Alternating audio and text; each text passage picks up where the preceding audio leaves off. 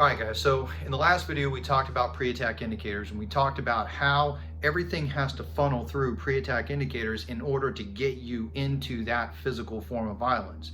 Now, whether or not you recognize those pre-attack indicators is irrelevant. The fact is that an individual is going to have to act in a certain way in order for him to close distance, in order him to perpetrate some sort of physical violence on you, whether that be in an interaction or whether it be in a confrontation. These pre-attack indicators are going to be present.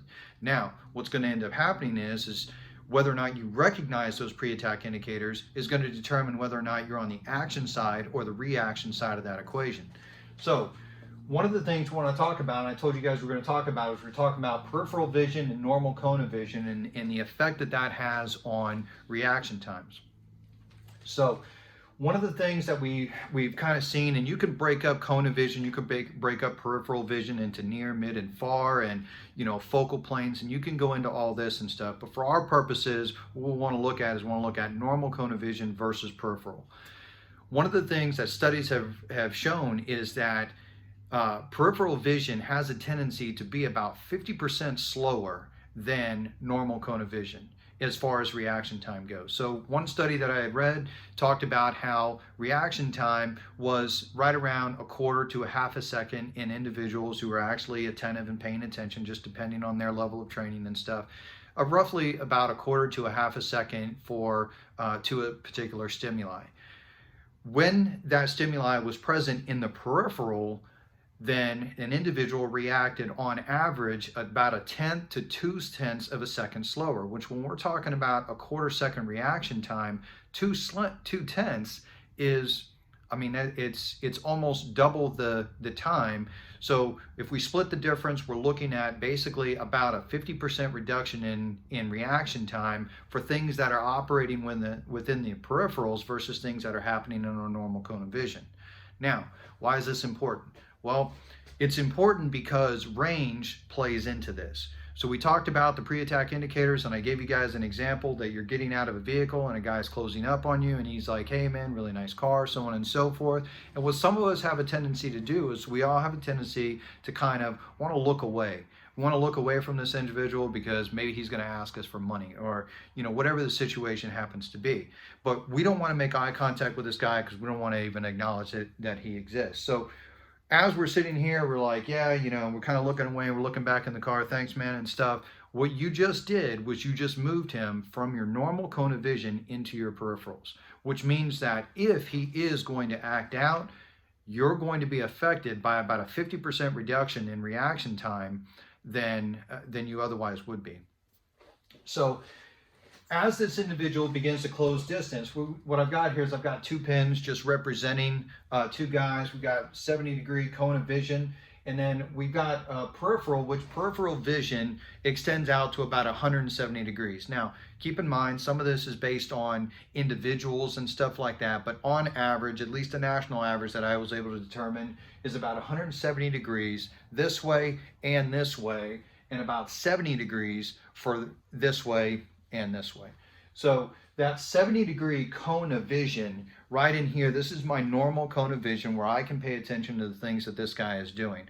Range starts to become important because what happens is as this guy is closing distance on me, one of the things that we're paying attention to is we're paying attention to what's going on with his hands. So as this guy comes in, we can see our normal cone of vision here indicated in blue. I've got these guys, and I've just got kind of an arm drawn on this guy roughly where the hands would be. One thing that I want you to see is that as this guy begins to kind of close distance, there is going to be a point where right now his hands are at the limit of my normal cone of vision. Once he continues to close distance, what's going to happen is those hands just disappeared from my normal cone of vision, and now they're only visible in my peripheral. This starts to become a real problem when we're talking about ambushes. So one thing that we want to kind of keep in mind here, and something that's kind of interesting, whether it be by design or whether it be something that's just intuitively wired in us, is that an average individual of about 5'9" to 6 foot tall, where this 70 degrees extends out, this distance here has a tendency to be roughly about 4 feet, which is just outside of arm's reach. So when we talk about that bubble, and that bubble extends out to just outside of arm's reach, again, whether it's something that is intuitively wired into us or whether it's something that that maybe subconsciously we're picking up on is irrelevant. That bubble extends out to just outside of arm's reach, which coincidentally is the point at which his hands start to disappear from our normal cone of vision into our peripherals. And when that happens, we talked about reaction time is slowed down.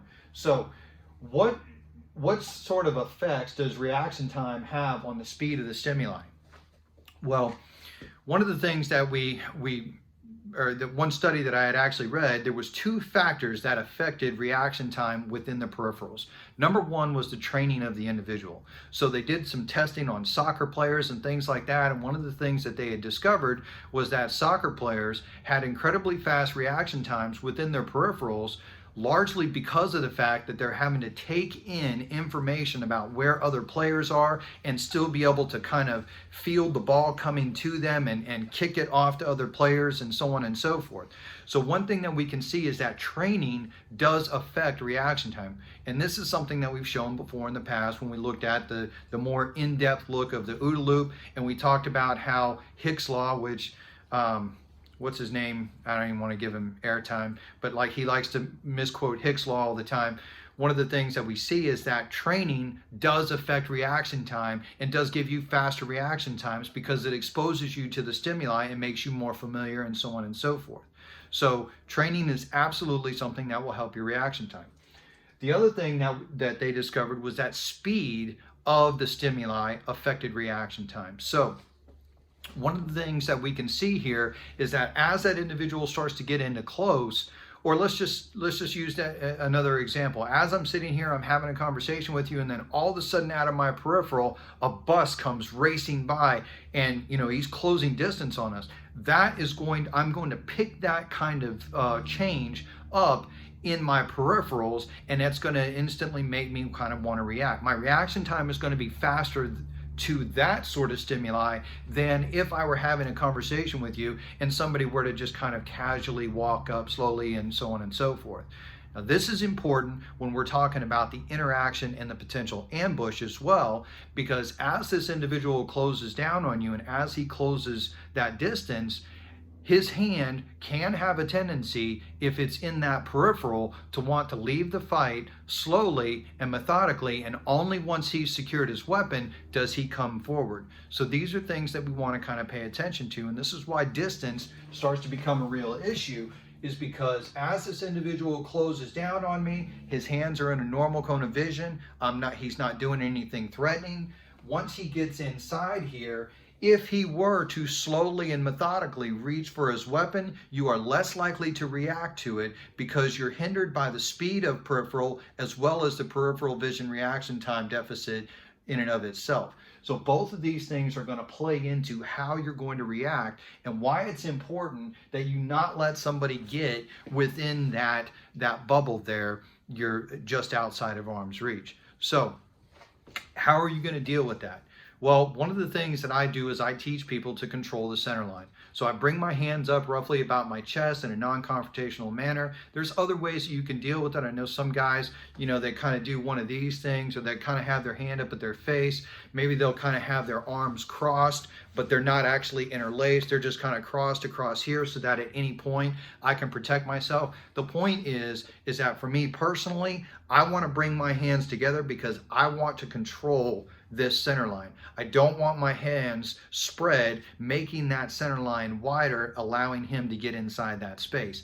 I want him close to where I control that narrowest margin, because my goal is that any stimuli that is coming from any of these quadrants, whether it be the 2 upper quadrants or the 2 lower quadrants, I want to be able to deflect towards the outside because I want to come down the middle and get control of this individual.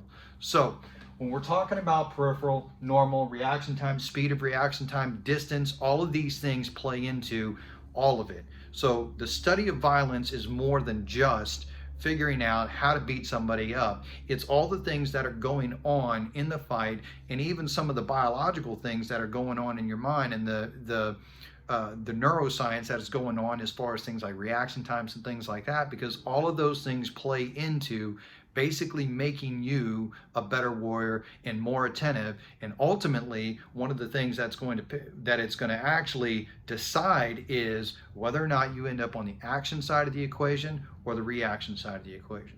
So that right there could be the difference between you ending up shot or stabbed, or you ending up on the winning side of the fight or the losing side.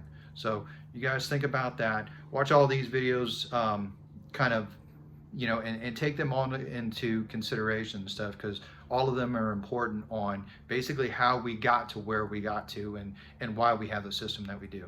So you guys, train hard.